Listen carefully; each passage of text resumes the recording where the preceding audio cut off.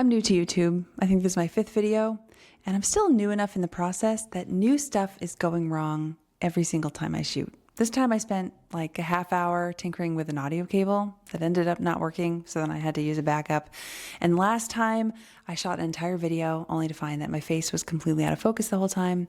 Time before that, I didn't have any audio at all. And the other time I was like kind of weirdly orange and I had to fix it somehow. And in the same shoot, I ran out of space on my memory card, and then like an hour later I ran out of battery on the camera. I'm used to TikTok. I'm not used to long form. It's a very new experience for me, so I feel kind of awkward on camera. And then I think I just got something in my eye. But here's the thing. I am not discouraged. Frustrated and annoyed, maybe, but not discouraged, because I have a long history as a teacher and a coach and a learner.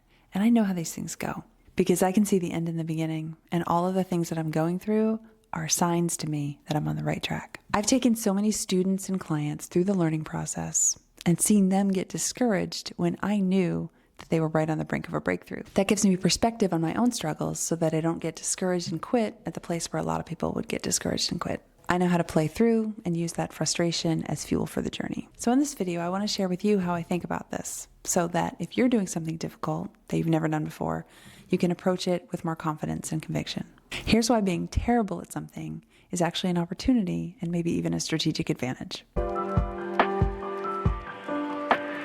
As a beginner, you might as well embrace being bad because you're a beginner. You're supposed to be bad. You can release yourself from that pressure of thinking that you should be good. Of course, being a beginner is challenging because you feel like you have so far to go. It can be kind of intimidating. But actually, you can get to competence pretty quickly. Mastery takes years, but you can get to competence in a matter of months, weeks, even hours. When you start something new, you get the benefit of rapid gains. Not to get too mathy about it, but your growth in learning a new skill is generally along a logarithmic curve. It's pretty steep at the beginning as you improve a lot right away, and then it levels off, you kind of hit a plateau, and then the more you progress, you can still make improvements, but those improvements are more subtle. If you put that pressure on yourself to be competent before you're actually ready, then you're missing out on the fun of those early gains. You don't need to rush it because you're going to get so much better so fast anyway. When my husband and I first started to learn tennis, we made sure we had an empty court because we were hitting balls everywhere. I'd be trying to hit the ball directly to him, but it would go up over the fence and out of the court. We were legitimately terrible, but we were having so much fun. We loved every second of it. And within weeks, we were playing matches. We weren't winning all of our matches, but we were winning points. And it was very satisfying to tell people that we'd only been playing for 3 weeks. So I invite you to enjoy being bad and to reframe the experience of being terrible, in other words, being a beginner, as a sort of festive opportunity for rapid growth.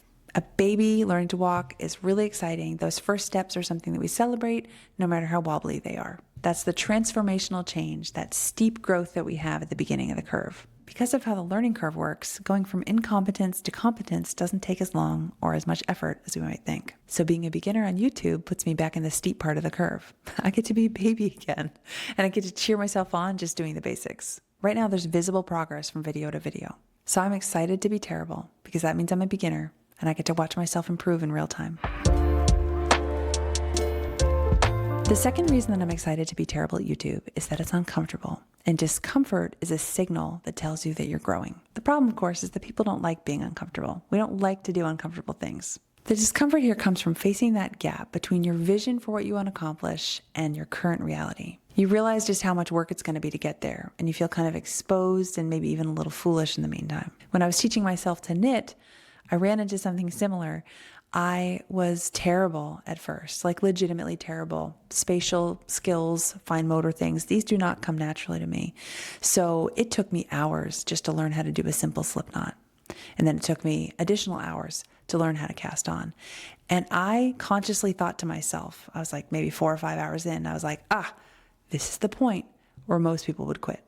This is the point where somebody would say, I just can't do this, or I need more help, or I just don't have what it takes, or this is too much work and I don't see the payoff. But as a teacher, walking through this type of experience with hundreds of students, I knew that if I just didn't quit, I would get the hang of it. And that's exactly what happened. But it was a conscious thought, a conscious moment of leaning into that discomfort and frustration and knowing that if I could press into it, then I would ultimately prevail. Nothing particularly special about me in that moment. I didn't have the talent. Really, all I had was that skill of being able to lean into the discomfort and not quit. And so I didn't, and I learned how to knit. So yes, it's a skill.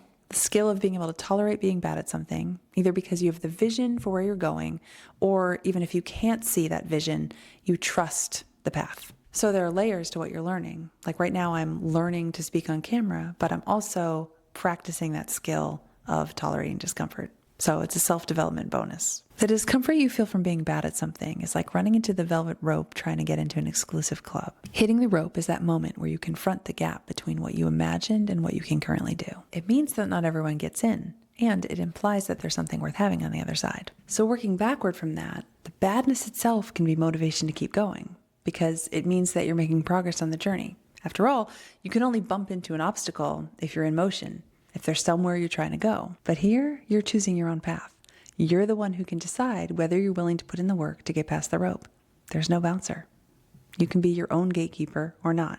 Again, all you have to do is not quit. For me, as an experienced educator and learner, the discomfort and uncertainty are in themselves evidence that I'm on the right track. So I'm excited to bump into the rope. I'm excited to face obstacles because I don't see them as proof that I should give up. I see them as proof that I'm growing. So when it comes to YouTube, the mistakes and the setbacks and the awkward moments, those are all diagnostic. They show me where I am on the path to competence. Staying with the discomfort is what differentiates the people who progress from the people who quit early. If I just stick with it, I can get into the club. Above all, I'm excited to be terrible because it means that I'm finally underway. It's a way of demonstrating to myself that I'm making my dream come true. I've lost a lot of years to dreaming about how something is going to be when I finally start, and do it perfectly, of course. But the pleasure of imagining the ideal gives way to the pain of being unfulfilled. It's that feeling that you have when your head hits the pillow at night and you know that another day went by when you didn't do anything toward the thing that you really want to do. I did that for years when it came to starting a YouTube channel. I was so caught up in what it could be like that I didn't actually take action. And then that made it so big in my mind that it felt harder and harder to even start. The point isn't that YouTube is so important. It was that it was something I really wanted to do, and I didn't let myself. The relief of finally letting myself dramatically outweighs the disillusionment of realizing that I'm not going to be as good at it as I hoped. But then I can recast the disillusionment as evidence that I'm finally doing the thing that I've literally said for years that I wanted to do. How did it feel to finally upload that first long-form video? Euphoric. The number of views is beside the point. When my head hit the pillow that night, I was at peace. It's kind of like setting sail after a long period of preparation. You're figuring out your route, you're getting all the supplies, you're making repairs to your boat, and then finally you get out there and you feel the wind and the salty air hitting your face. The preparation part is calm. You're in control of everything, but it's unfulfilling because the preparation is not the point. The journey is the point. Actually, sailing is difficult and dangerous and unpredictable, but it's what you wanted to do. It's what you intended to do. It's the fruition of the plan.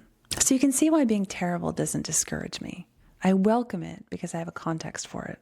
If you want to be terrific at something, your greatest opportunity is to embrace being terrible at it. Let it be messy. Let it be ugly.